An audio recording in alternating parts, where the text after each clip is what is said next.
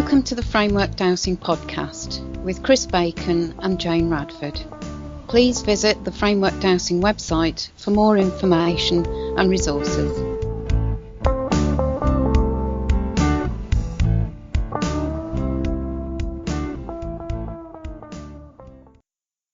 Hello Chris, it's Jane here. Hi Jane, it's Chris here. It's a lovely day outside on St John's Day. Yeah, we've just been talking about it, haven't we? And, yes. And saying the different things that it means to each of us. So, we've just gone through the summer solstice in England and top part of the world. So, St John's Day is coming a few days afterwards. But, yeah, rather a nice festival. Yes, it certainly is. And hopefully the weather will get a bit better than what it has been the last couple of months anyway. Apparently it's supposed to, according to my oracle of a husband who follows the weather. Oh, that's good. Being King Gardener. Right, well, today we're going to talk about radionics, really. And in our last podcast, we talked about how we each got interested in dowsing and how it took us along sort of similar sort of parallel paths, and the sort of process or ritual of a radionic treatment, really, because that to me is sort of the completion of a process. When I do an analysis, is the using of an instrument, or now I use the MultiTreat 7 radionic computer software as my completion of the analysis for whoever or whatever I'm treating. So we were really thinking about going through that, the input of information into MultiTreat, and talking about the different aspects of that. So I think we both felt that would be interesting because it would be bringing up a number of different aspects of what we're looking at during the analysis, and therefore using that in the treatment. So hopefully it should be quite an interesting podcast, because we're going to be covering rates and numerical identifications, subtle bodies, subtle organising energy fields, and a few other things, and we're hoping that people are going to get involved and try a bit of an experiment for us at the end. Does that summarise what you hope that we'll be doing today? Yes, that's quite a good summary, Jane. I think, as you said, it is after one has done the analysis, the formalisation of putting the treatments onto an instrument of some form, it is all part of this step-by-step procedure that the practitioner has trained themselves in, and those clear steps, in my opinion at least, are very important in the treatment process. So yes, I think your summary is very good for what we're going to talk about today. Okay, I've just opened up the MultiTreat software on my desktop while we're talking, and you do get a prompt to say, do you want to start these treatments? Because I've got quite a few treatments on the MultiTreat 7 software. It's just reminding me of the amount of time it would have taken in the past when yes. I had a manual instrument to do those treatments. So I'm typing in yes, and it's bringing them up on the screen. But to input a new set of treatments, I have to actually type in treat to initialize the inputting of a new set of treatments for a new client or target. Yes. So after I've done that, I then get a prompt which says the target ID rate. So it doesn't say it says target ID rate.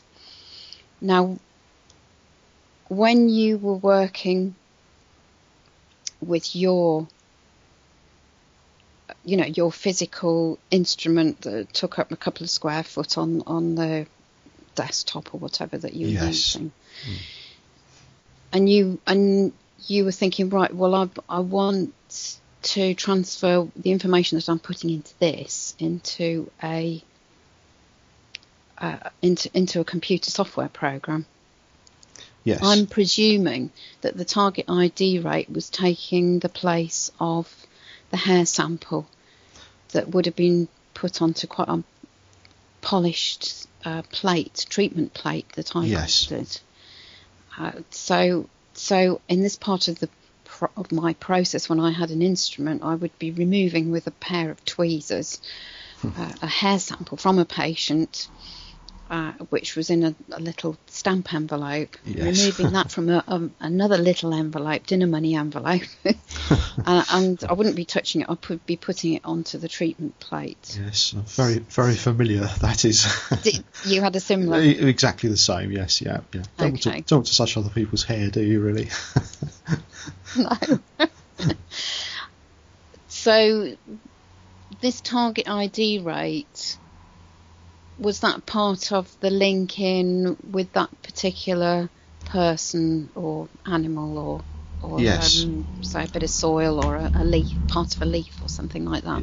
Yes. Well, again, a bit of history, Jane. What actually happened originally when the MultiTreat was invented, we had a large metal treatment plate that connected to it via the computer, and we used to put all the witnesses onto this large treatment plate. Okay. Well, that was another stage of the development, and a homeopath who brought the system down on the south coast and was using it in his practice on a daily basis. He rang me up one day. He said, "Well, Chris," he said, "do we really need this treatment plate?" He said, "Why can't we have a rate to identify the person?" And really, the idea, the concept, really was Don's idea of having a number to represent the patient or the target. And I thought, and I had a chat with him. I said, "Well, that's an excellent idea." So basically, that was how it started, and the treatment plate disappeared, and the potential to put in a target ID rate went into the software, and again it was tried out and it worked rather nicely. So we got rid of another piece of hardware that was difficult to manufacture, and just a basic pain in the neck of having a large metal plate sitting on the desk as well, and that's where it came from. So the idea was very simply that the practitioner would douse out a recognition rate for the person, place, target, or whatever you want to call it, and that was what the target ID rate actually is. So right. So when we're talking about MultiTreat 7, the 7 represents the changes and improvements you made to MultiTreat. Yes. Right. Okay. Yeah. Well, it actually happened long before that. I mean, I think it was about the treatment plate disappeared. I think it was about 1994 that Don had suggested this to me. So after 94, we were just purely onto treatment ID rates. Right. Oh, that's interesting. Yeah. So that's really, I mean, the credit for that goes to Don down on the south coast. But it's interesting how these things develop, isn't it? Yeah, and it's being open to looking at things in a different way, or being open to people's suggestions or comments, and yes, that's really great. Now, when I put a target ID rate in, I don't douse for it. Okay. So to me it isn't a rate, it's just a number that represents that person, and I think it was Barbara that said to me, because I got it was a bit of a stumbling block for me. Yes. Having been working with tweezers and cellophane for a while. And Barbara said to me, well, you can use the date that you're doing the analysis, and perhaps which, and then an additional number to represent which of the analyses it was. So if it's the 6th analysis that you're doing that day, it would have a 6 at the end, or what have you. Did you I know Barbara follows that protocol, but the way she lays that number out is slightly different to me. Did you tend to use that way of approach? Well, being an old stalwart and the original way that it was conceived, I used to dowse a rate out. But the point of this is I've developed the software so that it's flexible, so that if somebody wants to use a system, a method like yourself or Barbara, if you want to use that system and that is a valid identifying tag that links back to the patient, then that's absolutely fine. Again, it's the link, it's the mind link again. So if you can do it like that, it might be useful if you write it in their records as well, which you probably do. So you've created that link anyway. So there are lots of possibilities. I mean, there is a more recent developments with this. It's possible to take a photograph of something using a digital camera and create a rate from the photograph and use that as the target ID rate, right? Or a scan of something, or what have you. So there are a lot of possibilities. Yeah. Right. There was something else I was going to say about that, but I can't remember what it is. So okay. I will. Oh, I know what it was, and I find it when it comes up on the screen, because it comes up under a column which says target ID rate. Yes. So I've also got a bit of a memory jogger as to what treatments are there and when those analyses were done, which I found quite useful. Yes. Over the years. So having put that target ID rate in, you then get a prompt which says target name query. Yes. Well, Yes, it's well, the target name was originally designed just to be any sort of free-form piece of text, so you could link the person's name or the place. It was just a simple aid memoir so you knew how the rates related to the actual place or target that you're actually treating. Yeah, I mean, you don't have to fill that area in, do you? And I presume that this is also linking in with the target ID rate in that it's another representation of the hair sample or the signature or whatever that we would have been putting onto the... Yes, yeah, it could be. There's no, like I say, you could just leave that field blank if you wanted to. But if it helps to put that sort of information in there too, then that's fine. Yeah, I find it really helpful if I have to go in and into the treatment editor. That's when I find it really useful. Yeah, because that's right. If I'm looking for a particular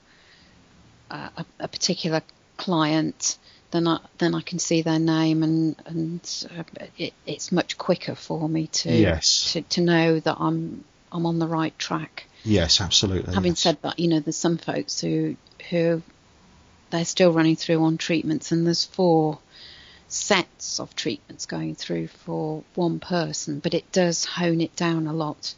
Yes, it does. I actually find that bit really useful, Chris. Thank you. Yes, that's okay. Yes, well, as long as you're finding it useful, that's the main thing.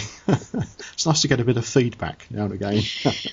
Yeah, and then on entering the target name or pressing return, you then get a prompt which says rate 1 query. Yes. Now this we could talk about for a long time. Yes. I did quite a while ago create a YouTube video, and it's called Distance Healing with Cakes, and I know it doesn't sound anything to do with radionics, but it's actually putting across how we use the numbers that are either put onto a radionic instrument or into a computer program to represent it could be a homeopathic remedy or a gem elixir or a herb or there's quite a few different ways of accessing what number goes into this field of the treatment. Yeah. So I'll put that link in on the description at the bottom of the podcast. Yes. and hopefully it's a nice, easy, quite a visual way of getting across the link between a number and a homeopathic remedy. Yes. Which I'll perhaps talk about a bit more. That I had, a couple of weeks ago, I had a lovely experience with creating a rate or using a rate and putting it in for a homeopathic remedy. Yes. So that field represents the dials really on the radionic instruments that we used to use, doesn't it? That's correct. Originally, because I use the Delaware base 10 system, the system originally was designed to use base 10 rates. So if person is familiar with the base 10 system, that will accept any of the valid rates. And I think I tell you how the base 44 system got into it. And again, it was my homeopath clients down in the south. He said, because like yourself, he used base 44. And he said, well, could it be modified to accept base 44? And I said, well, yes, certainly. That was another development, thanks to him, so you can put base 44 rates in too. So hopefully that will answer your question on that one, Jane. Yes, it was a nice, easy transfer over for me. The only thing I had to remember was I put a full stop after a 1 and a 0 that represents 10, and I leave that dot out if the 1 and the 0 represent 1 and 0. Okay. So it was because we were working on instruments that had dials which were numbered 0 to 10, weren't we? Yes, that's right. So actually it's base 11 really, isn't it? If we want to pick about a bit. Yes, the old radionic system that they call base 10 is base 11, yes. Yeah, but so I suppose... I remember you telling me that a while ago and thinking, oh, yes. Yeah, but it doesn't matter. So my base 10 system is a true base 10 system, if you like. Right. But, I'm only joking. But whereas I utilise it as a base 11. Okay. Don't I, by putting those points in after the 10s? You do really, yes. Yeah. But it takes it, and I'm quite happy with it. Yes, but it gives a fair bit of flexibility. I mean, most radionic instruments are base 44 or base 11 or base 10 or whatever. So it gives the person a lot of flexibility of how they can actually enter the rates into the instrument itself. Yeah. Now that on entering that number, yes, and pressing return, we then get level, which to me is referring to the subtle organising energy fields or the subtle bodies. Yes. We've got a slide share, the framework dowsing slide share, on which gives a very broad understanding of the subtle bodies. Yes. But I mean, it was great. It was lovely too. It was really good fun making that slideshow. But it does cover a lot of the different levels that we're able to input into this part of the program.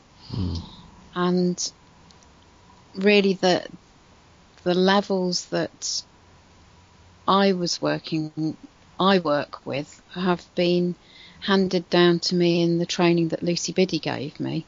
Yes. And then when I met you and Barbara, those expanded to include some extra opportunities. Yes. Or some extra, like you've got a non-specific level. So if you're not particularly sending a treatment to a defined subtle body, that I think I've only used that once. Okay. But it also led me to understand, talking to you and Barbara, about stuff that Lucy had come up with, like the homeopathic remedies that were working at the physical level. Yes. you'd divided that down into molecular, atomic and subatomic. That's right, yes. And that really tied in with how Lucy was working with the homeopathic remedies, because she said that the 6x30 and 80 potencies were different levels of the physical.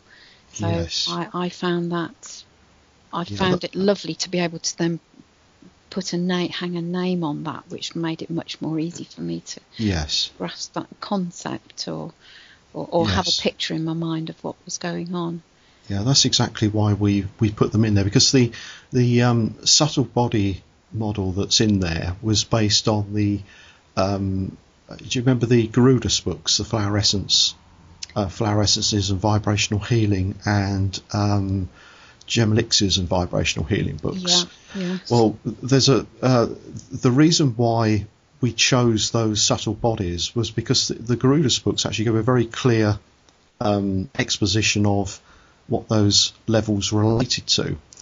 So we adopted those as our subtle body levels, and that's where the information, all those concepts came from. I think I'm not sure whether he based or whether the Gurudus material was based on Alice Bailey's earlier material. I'm not very familiar with Alice Bailey, but nevertheless, that's the subtle body system that we use. And of course, as you say, as you said, we've added on this very physical 3 levels too, and of course the non-specific level. If you don't know what you're treating, I think I used to use the non-specific levels when I was treating agricultural crops. Oh, right.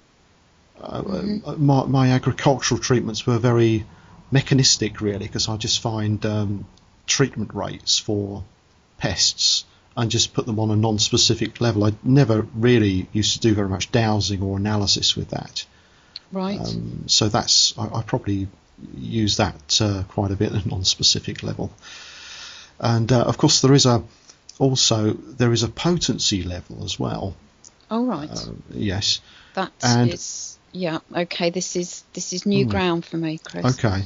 Right. Well, we sometimes we would need to send a homeopathic remedy to somebody or a treatment target, and we wanted to put it into a fixed homeopathic potency. So basically what one does there is one enters the treatment rate or numerical identification for a particular remedy, and also in that treatment rate one specifies the homeopathic potency. So you have a table of homeopathic potencies like 10x or 2c or 1m, and there are rates for those, and you put that into the rate specification, and then when it asks for the level, you say it's a potency level, and that's how that works. Right. Okay. Right. So say you a rate for the homeopathic remedy urticurans. Yes. You'd have that number, and then you'd put in brackets. Yes. This potency rate for say 6x. That's right. Yes. So that would go in the rate field. Yes. You'd press return, and then at the level you'd put potency. That's correct. Yeah. Oh, right. Okay. That's how it works. Yes. I've been doing it a bit different from that. Okay. But yes, I've mentioned it earlier. I had wonderful feedback from a client about that, and because we were having this discussion a couple of weeks back, weren't we, about using the MT as a potentizer, and you had you told me that you brought some Saclac tablets and created an identification rate for the vial of Saclac tablets, and you had potentized it. It would be really interesting to hear what actually happened, Jane.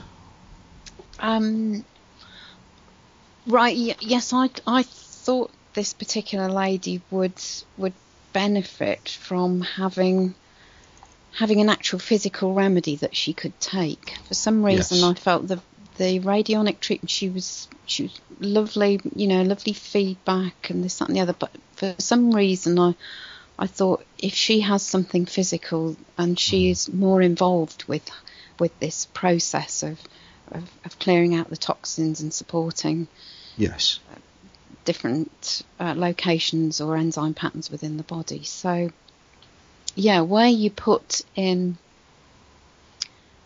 the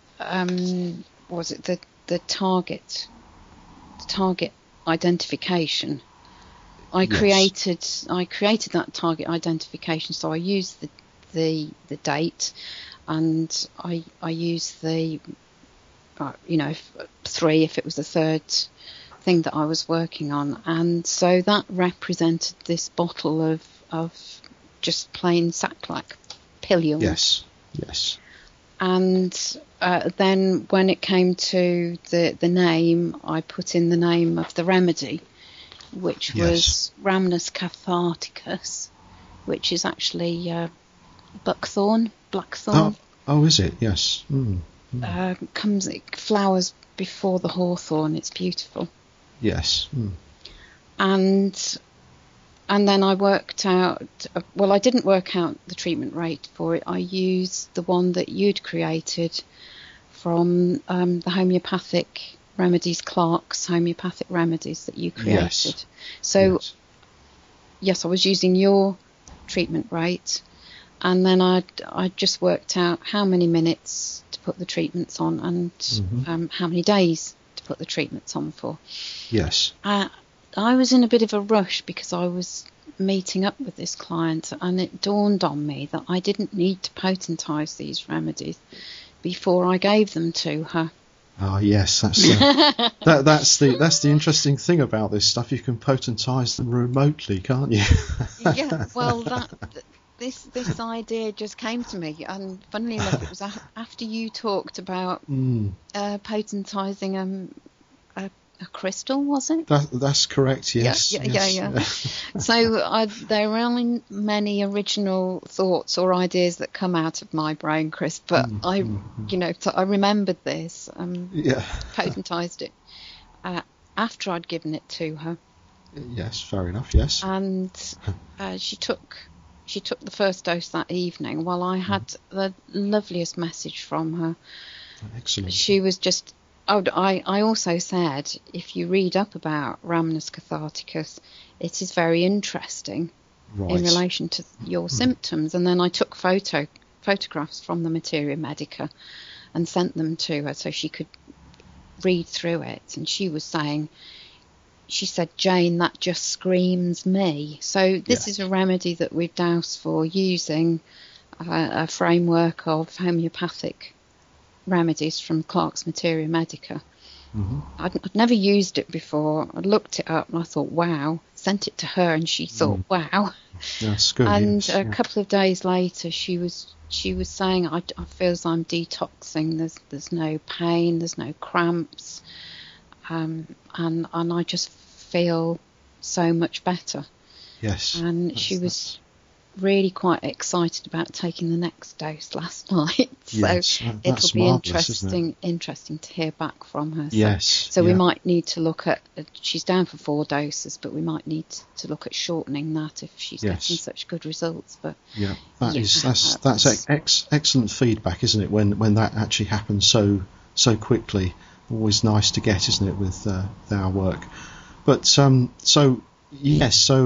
of course one could use the MT in one's ordinary practice if somebody's a homeopath, that if they're not necessarily a dowser or another type of therapist that wants to use remedies in their practice. MultiTreat or Radionics is very useful in that respect. You don't have to pick a pendulum up, do you? Yes, and I was sending a rate also from that same list that you created, Chris.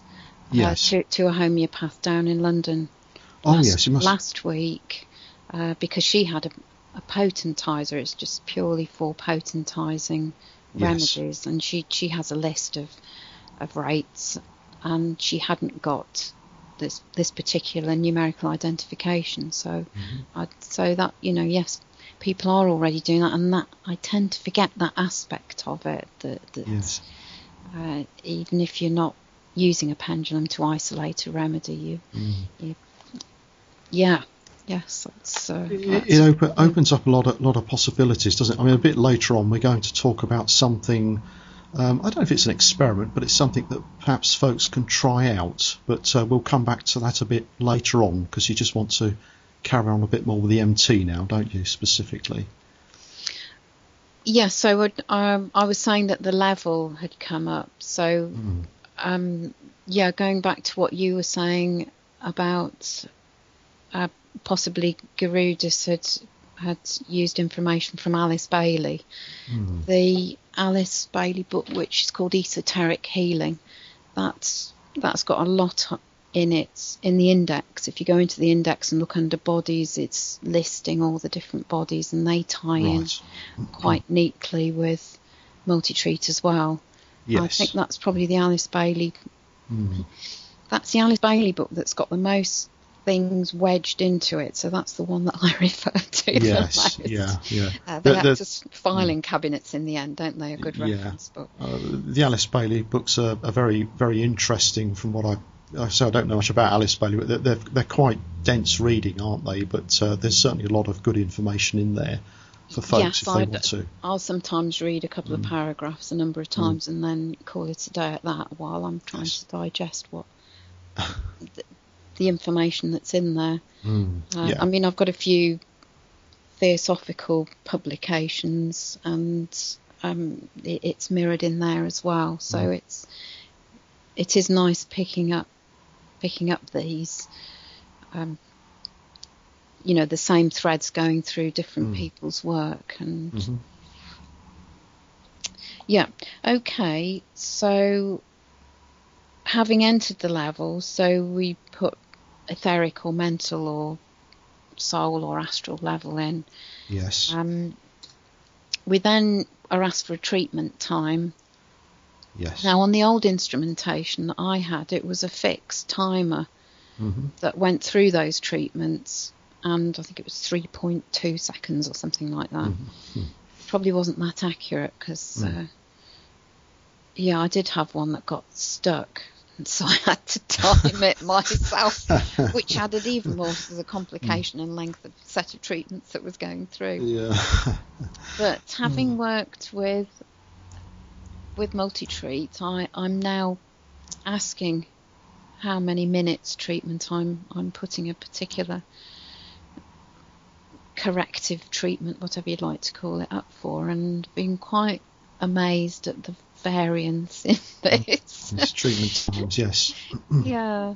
But again, it's down to the individual practitioner's preferences. Again, I used to dowse for the treatment times too, but again, with things like the agricultural treatments, I say, well, I put it on for an hour or two a day, and that was fine. But it doesn't matter if you'd rather dowse for the treatment times. That's also well and good, of course.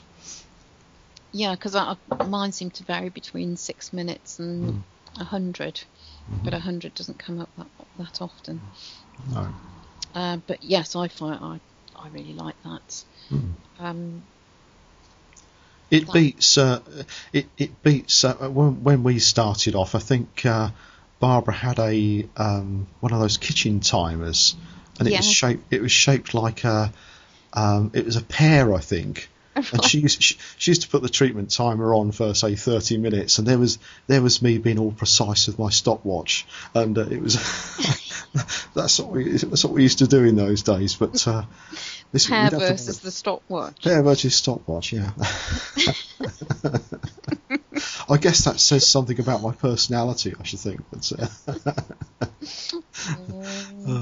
and then the next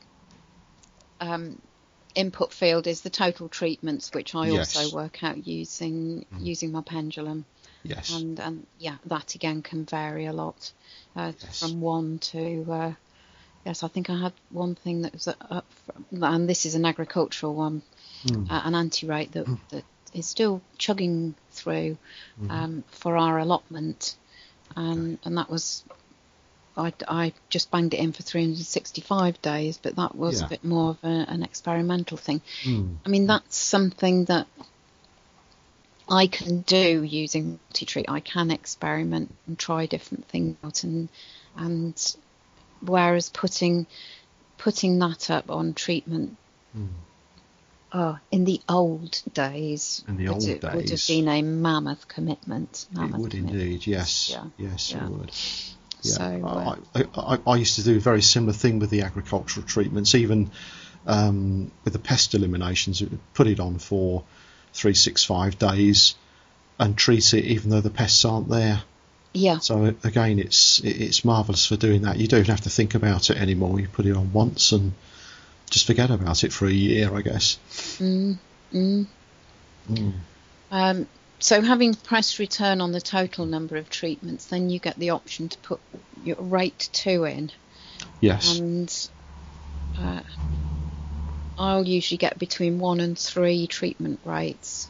In the past, it used to be quite a bit more, but it seems to be I'll be probably putting 3 sets of information in for 3 different treatments for a particular target. So those items have come up during the analysis, and I'm reading from my analysis sheet and pushing them through into MultiTreat, so that when I put the last one in, I can press return twice if I don't want to rate 2.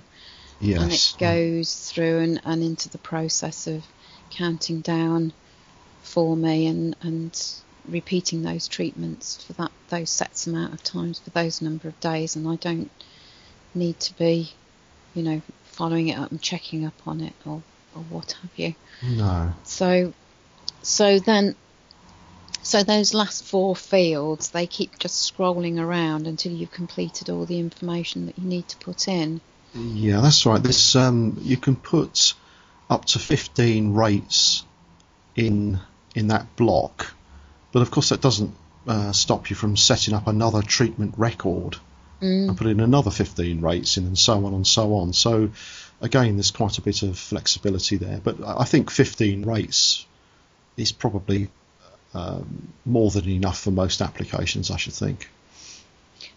Well, to me it's very generous, but everybody works quite differently, really. That's sometimes, right. Don't they? And I've never utilised all 15 of them. I don't think I have either. Okay, right. Okay, Chris. We were talking last week about our conversations tend to evolve and go off in different directions, won't they? They do, yes. On one of these links that I put at the bottom, which is the distance healing with cakes one, I've related how information is stored in a barcode at a supermarket or on a product, and that barcode actually provides quite a lot of information. It doesn't just state the price of the product and what it is. It's also used by the supplier to track how much of a product's moving, or how much is in stock, or how much is moved from stock, and things like that. And then I've also related it to what are called QR codes, or quick response codes, which are those square. Well, I'm sorry, Chris, I know you know all about this, but that's okay. I'm just relating it for other folks. Our listeners may not. Yeah, I'm sure most folks have come across QR codes, because very often they're put on packaging, and you can download an application, use it on your smartphone or your iPhone, and it can take you directly to a website. So there's actually part of this YouTube which is saying, well, we can use a barcode, we can use a QR code to represent something.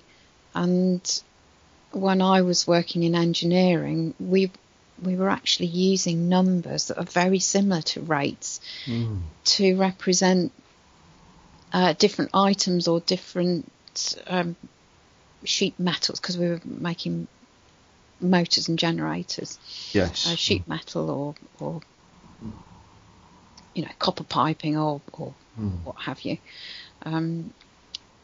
So back in the early 1980s, I was quite familiar with using a number to represent something. And so really the movement is through a process of saying, right, well, that number represents Rhamnus catharticus, the buckthorn, a homeopathic remedy. And so could you talk about what you came up with in relation to the QR codes, or an idea that you'd had rumbling around in your mind? Well, I think what we were trying to do was the folks that are listening, to actually get them engaged and trying a bit of radionics out for themselves without having any instrumentation. I thought, again, coming back to this idea that Malcolm Ray had, where you have a card to go into a potentizing instrument, I thought about whether we could put a rate for a remedy inside a QR code and use the QR code as a treatment instrument, right? Which should work. And the idea was to get somebody perhaps that is a therapist who isn't a dowser or a radionics practitioner per se, perhaps would like to try this out. I know you're familiar with muscle testing. Some practitioners use a single arm muscle test to check whether a person needs a particular remedy or not, and they would give them the remedy to hold, and it would strengthen the muscle up. I think the idea was that folks could download a list of QR codes from the website and put, obviously they need to determine which remedy their patient needs to have, and put a hair sample onto the QR code that represents that remedy. Right. So the QR code is like an energetic pattern, and to put a hair sample onto the QR code and see how it affects their patient, whether they are it strengthens their muscle reaction, improves their condition. That was the concept, basically. Yeah, that sounds... Well, I'd like to have a go at it. Yes, have a go at it, yes. And again, it comes back to how we tested the early instruments by muscle testing. I mean, maybe we could put a link there if somebody doesn't know how to do those simple muscle tests, a single muscle test, to test if a remedy strengthens the person or not. Perhaps we could put a link in there to that. Really, the idea was to try and get across how somebody that isn't a radionics practitioner could use these energetic techniques in their own practice. So the idea was to get so they could download this sheet of QR codes for a set of remedies, and they could use them without using MultiTreat. It doesn't supersede MultiTreat. It's something that they could use as well as MultiTreat, or something if they just want to try radionics out without getting to dip their feet in the water as such. That sounds great. So what we'll do is also put a link in, which will take people to the website where they can download these sheets that you've created. Yes, Chris. So yes, yeah, thank you ever so much for doing that. And it would be really great if folks gave us a bit of feedback. It would, yes. Yeah, it'd be really nice to hear from folks, and not just about this, but about other ideas and, of course, yes, and concepts and what they would find useful, or what information they'd like to do a podcast on. Even that would be lovely. Yeah, that would be useful. Yes, yeah. Okay, Chris. Well, I think we've talked about quite a few sort of basic radionic steps or processes of an analysis by looking at the end point of where we're putting the information into MultiTreat.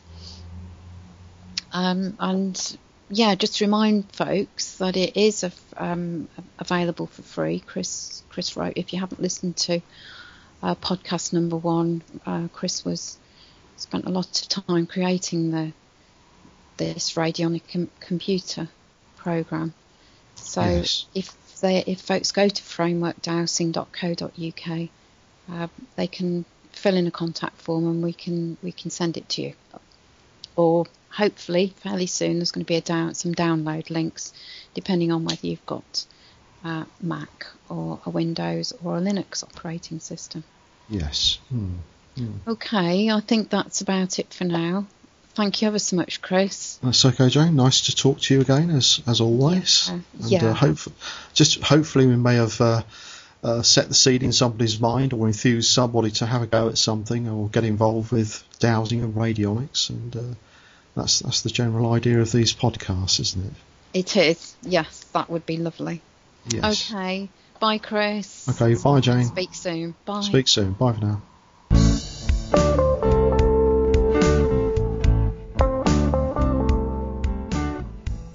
Thank you for listening. We have free information, including the MultiTreat software, available on the website, frameworkdowsing.co.uk. Please visit for loads more information, including courses, tutorials and talks.